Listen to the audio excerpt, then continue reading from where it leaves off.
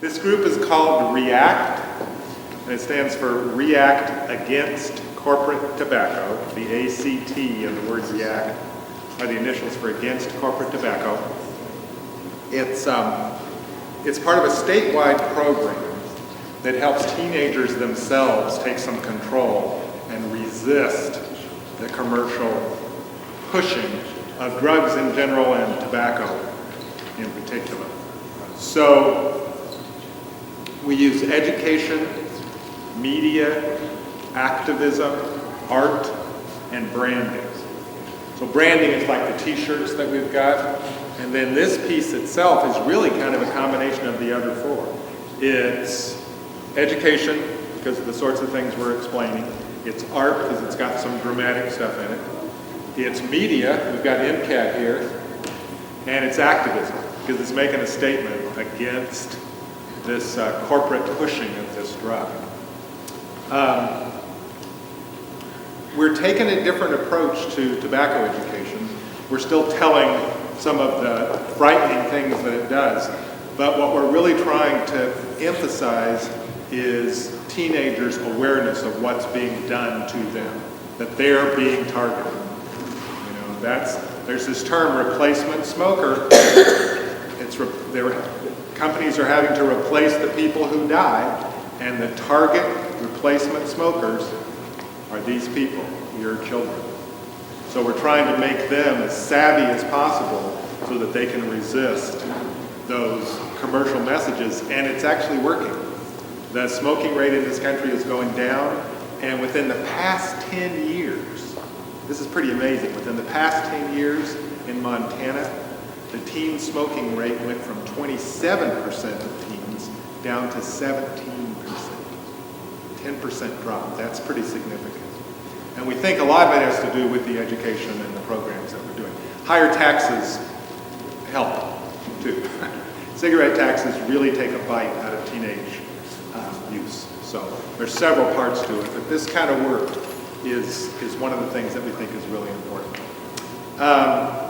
What you're going to see is a combination of real stories by young people about the impact of tobacco on their lives, but it's not these people's stories. It's other people's stories that are being acted out by these students. A combination of that and actual verbatim quotes from tobacco corporation files. So this is almost like, a movie of the week. With all these lawsuits, we've been able to get into the corporate files and find what they say to each other about tobacco and about teenagers. So we've got some of these quotes they make your skin crawl when you realize that's what they think about your kids as their future smokers. So we're blending those back and forth. The people speaking here are the tobacco executives, and the other people are the storytellers. Afterwards, we'll sit here and talk with you if you have any comments or critiques or questions. If people want to, we've got some video that we can watch. It's a small enough group, we can get an honest response. If you're ready to go home, we'll go home and we can watch that stuff. I'm going to have the kids watch this eventually because it's some really good pieces, but we'll just see how you feel at the end. I think that's all I've got. You ready? Good, go. Okay, thanks for coming.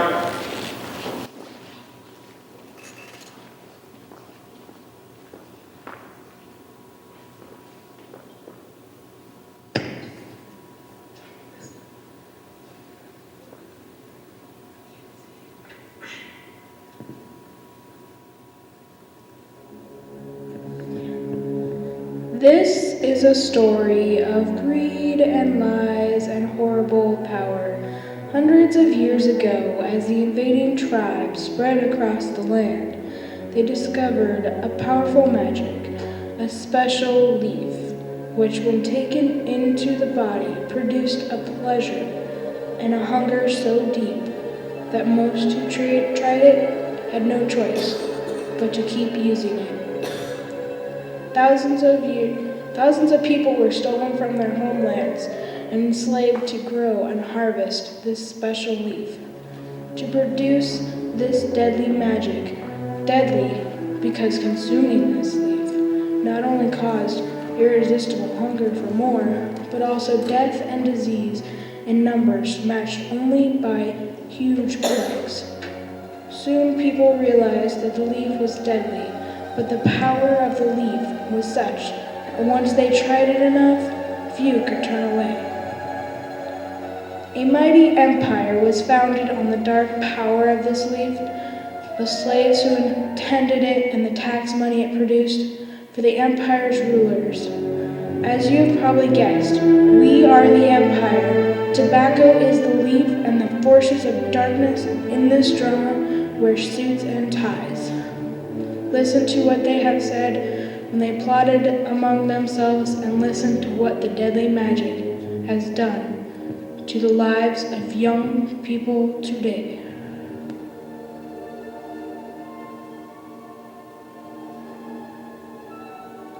Are you kidding?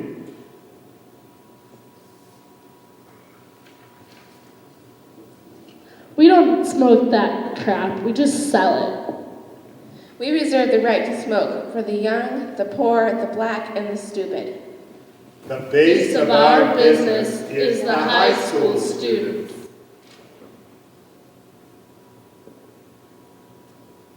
My mom started smoking in her teens. Back in those days, the risks weren't as apparent as they are now with anti-smoking campaigns and public awareness. There was no stigma then. It was portrayed as cool, like James Dean with a cigarette rolled up in his t-shirt sleeve. I remember I tried to get my parents to stop smoking my entire life. I would collect cigarette butts, and I'd put them in a jar of water, and I'd shake it up, and I'd show it to them. I'd say, "This is what your lungs look like." Something I remember learning in a middle school health class.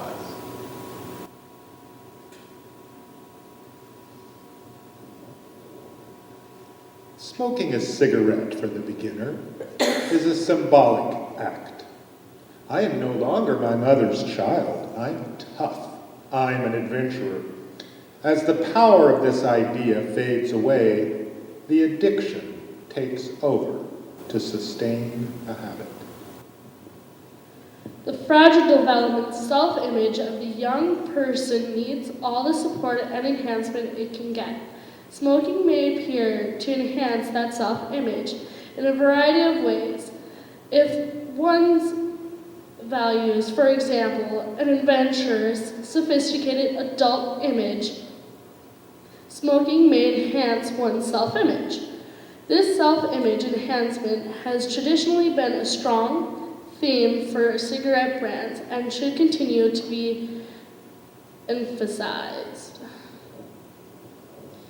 Camel advertising will create the perception of that camel smokers are nonconformist, self-confident, and project a cool attitude.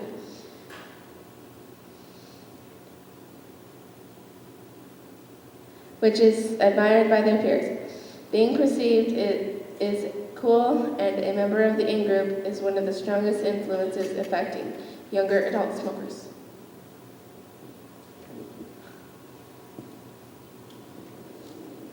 I am an only child that lost both of my parents to lung cancer. My mother was diagnosed with lung cancer in February 2005.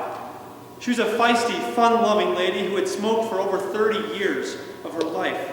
She had tried to quit several times throughout her life, but the addiction was too strong and she was never able to.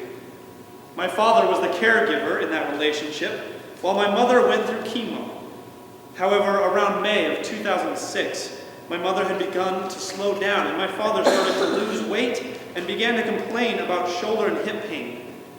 I went home more and more to care for both of them. Our last trip as a family was to Minnesota for a family reunion on Memorial Day weekend. While this cigarette is geared to the youth market, No obvious attempt can be made to encourage persons under 21 to smoke.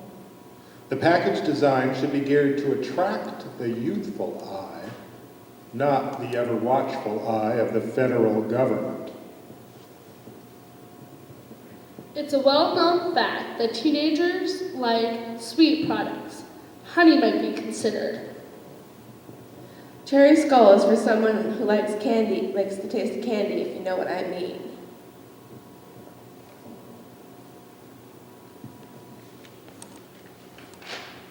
Watching someone die from is painful enough. Watching someone die from cancer caused by smoking is even more painful. Imagine having your own parents suffer from lung cancer and then having them die when you're only 12.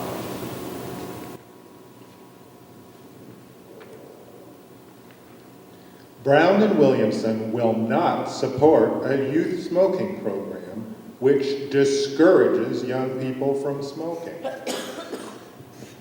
If the last 10 years have taught us anything, it is that the tobacco industry is dominated by the companions who respond most to the need of younger smokers.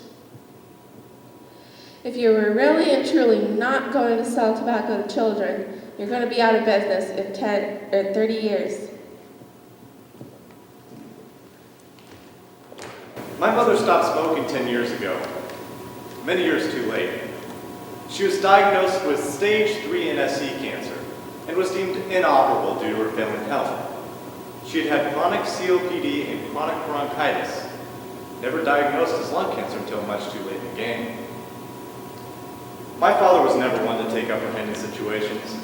My mother was the ruler of the nest. So it was up to me to take over and become the caregiver, a role she played for me my entire life. So my parental instincts kicked in, and I researched and researched, reading aloud to her countless articles of what was happening to her, what treatments were available, and what she could expect.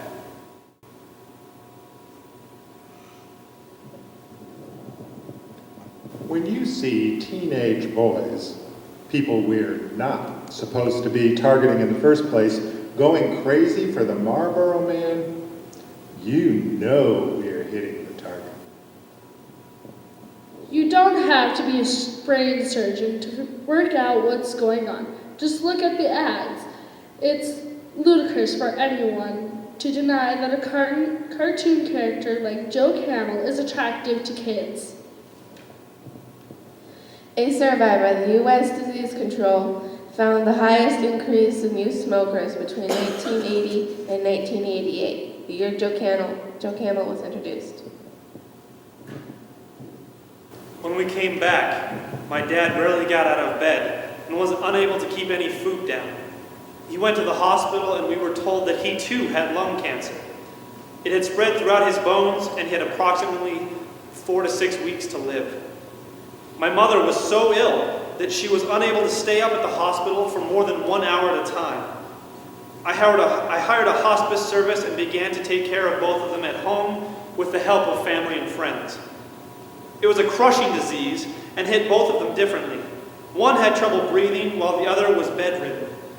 The end was brutal for both of them, and they ended up passing away just 1 day apart. My father passed away in August of 2006, and my mom passed away the very next day. Young people now believe the dangers of smoking, but they almost universally assume those risks will not apply to themselves because they will not become addicted. However, the desire to quit seems to come earlier now than before, even prior to the end of high school. In fact, it often seems to take hold as soon as the recent starter admits to himself or herself that they are hooked on smoking. However, the desire to quit and actually carrying it out are two different things, as the would-be quitter soon learns. We were targeting kids, and I said at the time it was unethical and maybe illegal, but I was told it was just company policy. When I had asked what age R.J. Reynolds was targeting, the answer was, "They got lips, we want them." Research tell us women who smoke during pregnancy double their chances of stillbirth, premature birth, or even having underweight babies. Well, some people prefer underweight babies. When I was 6, the youngest of 5 children, my father was diagnosed with lung cancer. My family and I moved to Pennsylvania to stay with our uncle while Dad went under experimental tests. Unfortunately, these tests were unsuccessful, and my father passed away on June 25th, 1980. Fast forward 5 years to when I, along with my older siblings, sit in the waiting room in the hospital in Tennessee as they slice my mother open for experimental testings to remove a partial lung. I had a feeling that there was more.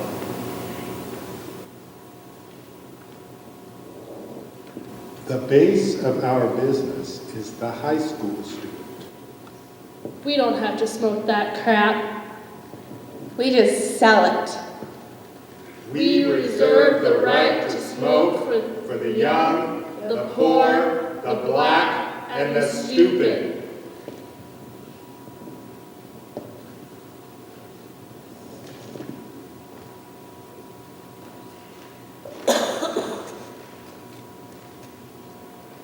I have always struggled with their smoking, and I'm still shocked that cigarettes continue to be brought by people. I partially understand the older generations being addicted to smoking, since the knowledge of associated health problems was not advertised to the general public. I shake my head in disgust when I see someone young who should know better smoking. This is the only product that is sold today that we know will kill you and the people around you. Imagine a soap detergent that was known to cause cancer when used is still merchandised on the shelves of grocery stores across America. Imagine an aerosol hairspray that is known to cause cancer to the user and to anyone breathing in the immediate area. Would that still be sold? Now think about how bad a product has to be that their packages have to include a message not to use their product because it is harmful. I hope that people see the light and put down the smokes to save their own lives and that of the people around them. The feeling in my gut was right. There was more. I can still remember standing in the hallway as the surgeon came towards me and said to us, "It has spread through and there is nothing else we can do." My heart sank as I was going to lose my second parent to tobacco. I arranged for my mother and father to move to a bigger city with better doctors. And after 5 weeks of chemotherapy once a week and radiation 5 times a week, my mom just wanted to come home. So I sought doctors in a smaller, closer city nearby. New doctors, reliving the whole experience over again. Not a day goes by that I don't think about her, miss her, ache to hear her voice. Each day the pain subsides just a little more. But my life, our lives, will never be the same. There will always be an unfillable void. We reserve the right to smoke for the young, the poor, the black.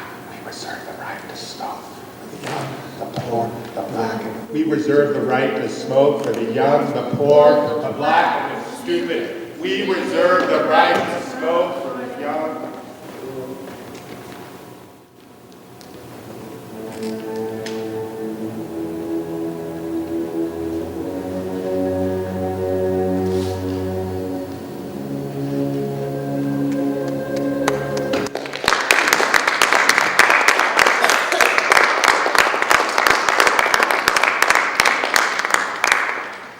Thank you. You guys want to take a bow?